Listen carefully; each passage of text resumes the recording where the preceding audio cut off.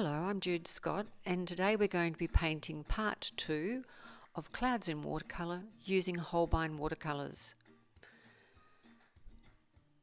First of all, I'm just going to wet the paper, and that's going to be the formation of the start of the formation of the clouds, because your white paper will become your white clouds. So all we have to do is put in some blue sky and put in some clouds. I'm mixing up ultramarine and I'm mixing up a little bit of Mars violet, so it gives me a blue-grey. And because the paper's wet, it needs to be fairly strong. I can always lift it off if it's too strong, but if it's too weak to start with, it won't look very good at all, and the wet paper will dilute the paint.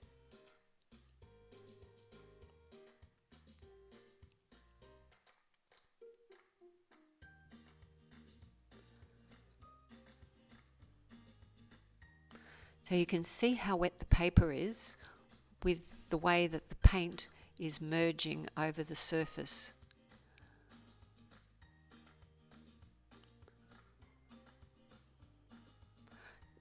So I don't try and control the shape of the cloud.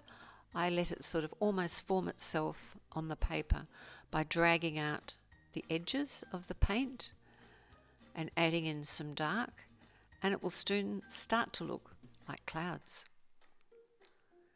Keep adjusting the amount of water on your brush. That'll give you just a bit more control. Too much water and you'll end up with quite a wet, soggy cloud. Not enough water and it won't merge and flow over the surface of the paper.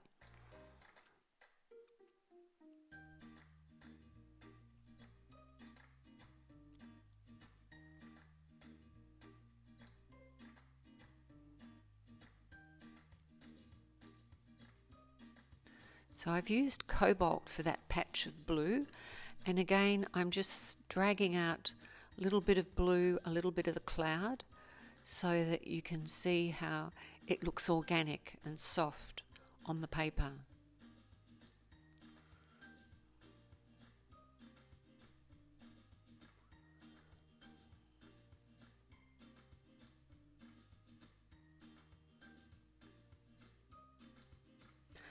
And always remember that your watercolour is going to dry between 10 and 20% lighter. So if you start too light, by the time it dries, you won't have any grey clouds left at all. So don't be frightened to make it quite dark to start with.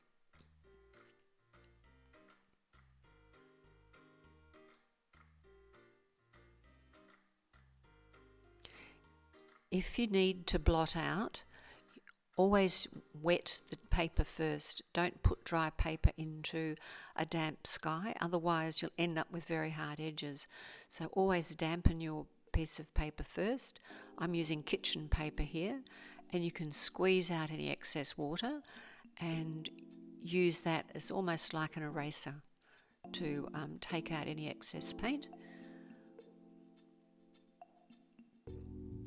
You've got to keep those edges of your clouds soft.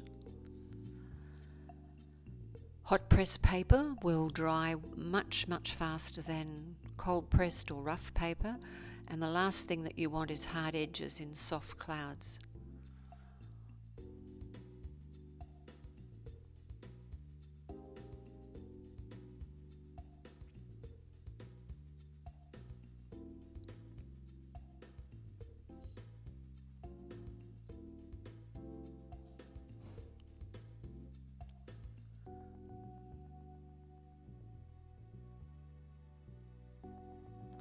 So some more Cobalt Blue down toward the horizon.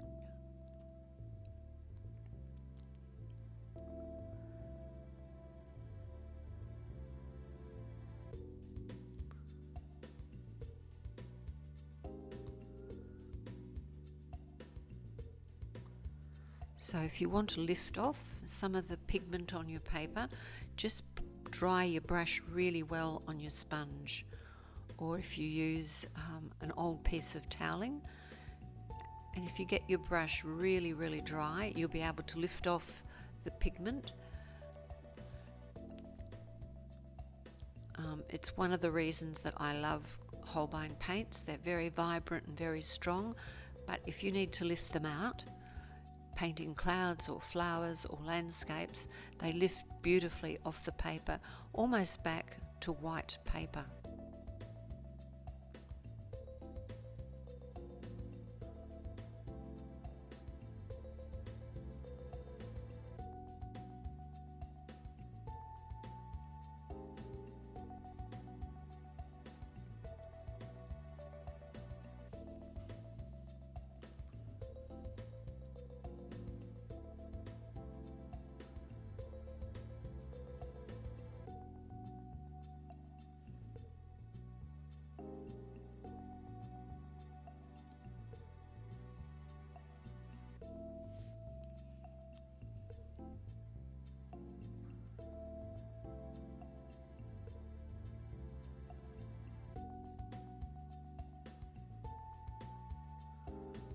I'm just putting a light cloud across the front of that darker cloud. So we don't use white paper, we don't use white paint. Just lift that paint off with a dry, quite firm bristled brush. And to make that white cloud in the front stand out more, put some dark in behind it.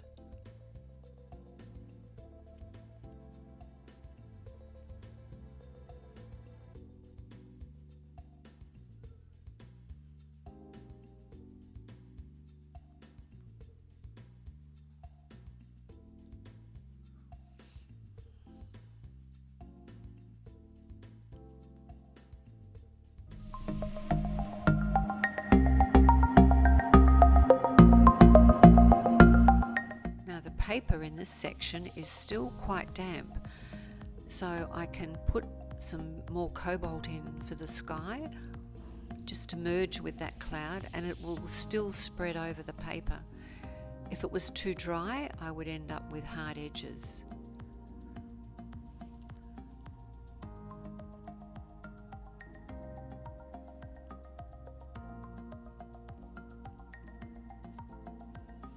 So I'm just drawing the horizon line here so that when I put the land formation in, it doesn't go up into the sky too far.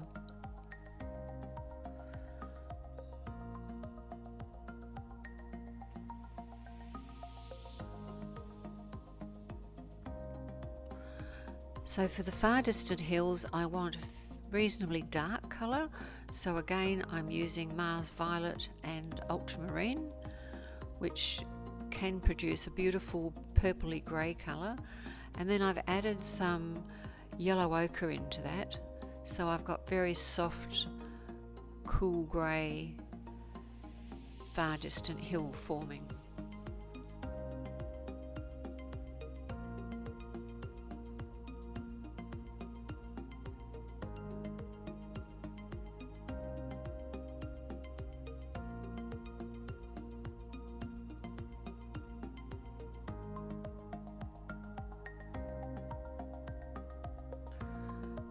And if you like to soften the top of your hill in the far distance, as I do, all you need to do is just use the very, very tip of a damp, soft brush. So I think we'll turn this into a beach with some water, putting in the ocean, just using Cobalt Blue. And down here I've just added a lot more water, and I'll lift out some waves.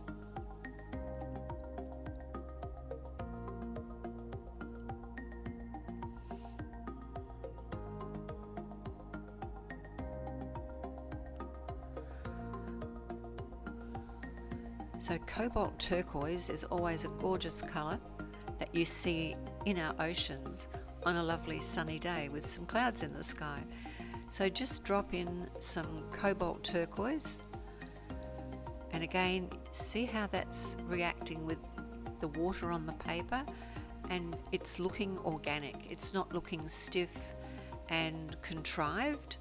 So I think that has worked quite well for just casual waves on the beach. So some Cobalt Turquoise is a beautiful colour to use.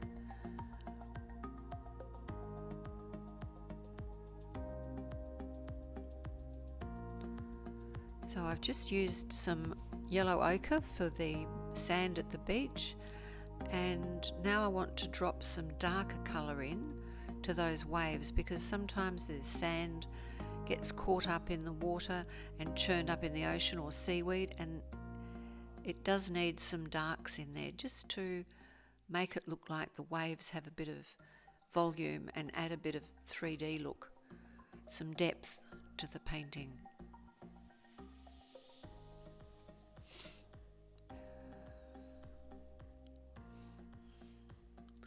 So I've just got a rigger brush to put a little bit of marks, a bit of seaweed, some lines from the ocean on the foreshore. And I think that's finished. So here we have the finished painting. I hope you've enjoyed that. Thanks so much for watching.